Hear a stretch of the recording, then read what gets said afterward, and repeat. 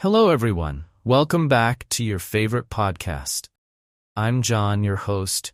I'm always ready to accompany you in casual chats about topics that are definitely relevant to everyday life. Today, we will talk about something that I'm sure many of you have experienced, including myself, which is stop wasting time. Maybe many of us often feel like time passes so quickly, but why does it feel like we don't do anything significant? Well, in this episode, we will discuss more deeply why we often waste time, how to stop, and tips so that we can be more productive without feeling too burdened. I'm not alone because today there's a special guest who will chat with me. She is Grace. Hello, Grace. How are you? Hello, John. Good news. Thank you for inviting me. Wow, the topic is really interesting. When it comes to wasting time, I think I can really relate to this. Because, to be honest, sometimes I also often feel guilty after realizing that time has been wasted without me making good use of it. I think that's a problem that almost everyone faces, especially in this digital era, where distractions come from all directions. Now, Grace, before we go any further, why do you think we waste time so often? What makes us most unproductive? In my opinion, the biggest influence is distraction from gadgets. Social media, notifications, and all kinds of entertainment on the internet make us easily distracted. Sometimes we open our phones to see something important, but end up getting stuck scrolling aimlessly on social media. Have you ever experienced that? Very often, especially when scrolling through short videos, which always make us want to see one more, and suddenly hours have passed. That's one of the biggest distractions. But besides gadgets, what else do you think makes us waste time? Maybe this is also because we don't have a clear goal. If we don't know what we want to achieve, we don't have a sense of urgency to use our time well. Do you agree with that? Yes, I totally agree. Without a clear goal, we easily feel directionless, and in the end, we are easily distracted. So, do you think it's important for us to have a daily plan? Or do you prefer to just go with the flow without too many plans? I like to have a plan, but I also don't want a schedule that's too tight. I think it's important to have priorities, but still be flexible. If it's too rigid, it can actually make you stressed. Right? Yes, that's right. Sometimes if we're too strict, we can get frustrated if things don't go according to plan. That's why I like to take a more relaxed approach, but I still have some things to achieve that day. For example, I usually determine 3 to 5 main tasks that must be completed.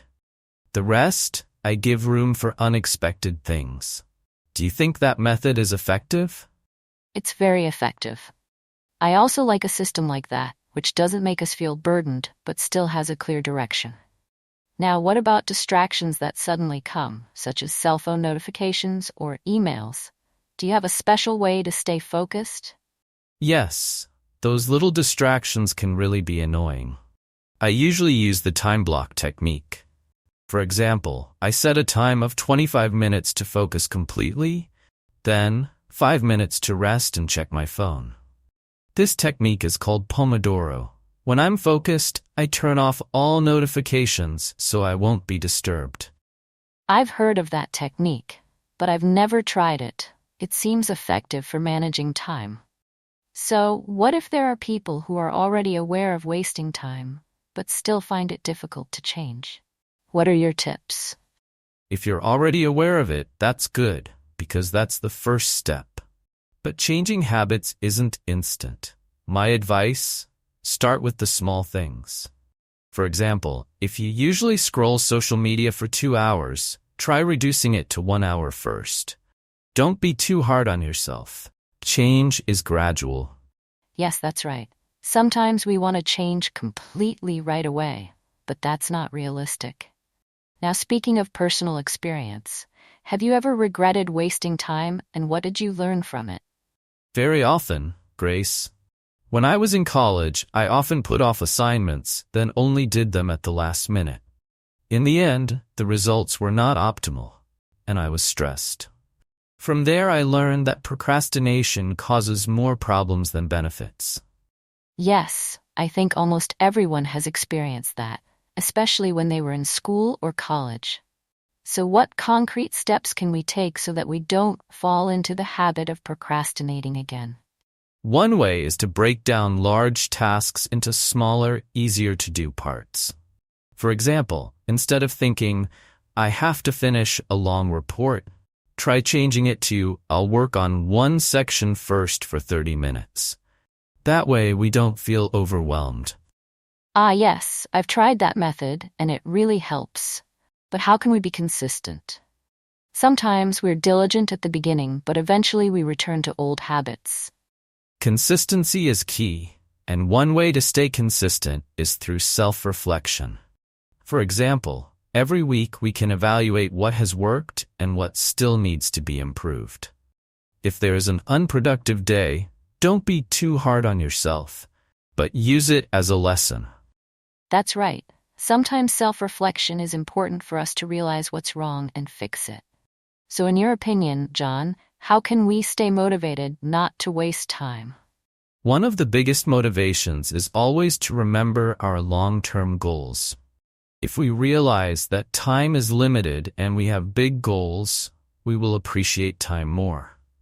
In addition, creating a reward system is also good. For example, after completing a task, we give ourselves a break or entertainment as a reward. Yes, I also like the reward system. It makes us excited to finish something. So in your opinion, is it better for us to focus on one task first or multitask? In my opinion, focusing on one task is more effective. Multitasking often makes us not optimal in all tasks. So it is better for us to finish one thing well and then move on to the next task. Totally agree. Lastly, John, what is your main advice for people who feel they are always wasting time? My advice is simple. Realize that time is irreversible.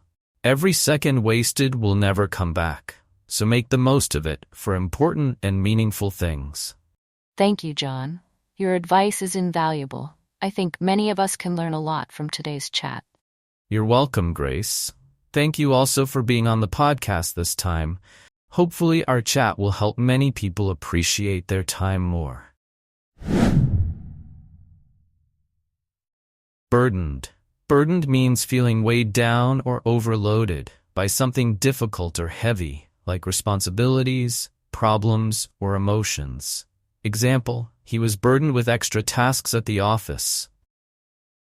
Guilty. Guilty means feeling responsible or remorseful for a wrongdoing, mistake, violating a moral standard, or causing harm to others. Example, she feels guilty for not helping her neighbor. Aimlessly. Aimlessly refers to doing something without a clear purpose, direction, or goal. It describes actions that lack intention or focus. Example, they talked aimlessly for hours without any particular topic in mind. Regretted. Regretted refers to feeling sad, disappointed, or remorseful about something that has happened, or about a decision made in the past. Example, they regretted not traveling more when they were younger. Procrastination. Procrastination means delaying or postponing tasks or decisions that need to be done, often choosing to do less important or more enjoyable activities instead. Example, she kept procrastinating on starting her big project, spending time on social media instead. Irreversible. Irreversible refers to something that cannot be reversed, undone, or changed back to a previous state. It indicates a permanent condition or effect. Example, the oil spill caused irreversible damage to the marine ecosystem. Thank you for watching. To improve your English skills, don't forget to practice every day. Don't forget to click like, subscribe, and comment.